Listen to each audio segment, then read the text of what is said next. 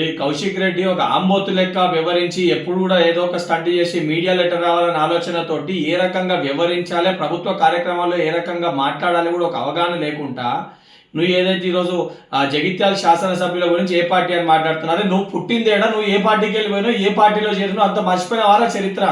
ఇవాళ ఏదో మాట్లాడి ఏది పడితే నోటికి వచ్చినట్టు ఆంబోతు లేక మాట్లాడుతున్నావు. కనీస అవగాహన లేకుండా, ఆలోచన లేకుండా దళితులని కాంగ్రెస్ పార్టీ మోసం చేసింది అంటున్నావు. అసలు దళితులని మోసం చేసింది బీఆర్ఎస్ పార్టీ.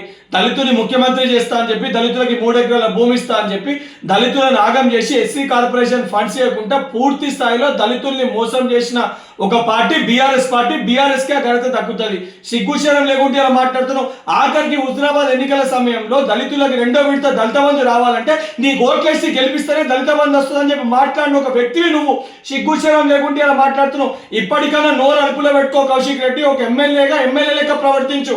ఒక వీధి రౌడీ లెక్క, గూండా లెక్క, అచ్చొచ్చిన ఆంబోతు లెక్క ప్రవర్తిస్తే రేపు పొద్దున నిన్ను కూడా ఇదే పరిస్థితి, రోడ్ల పైన గుడ్డలు ఒడిసి కొట్టే పరిస్థితి వస్తుంది.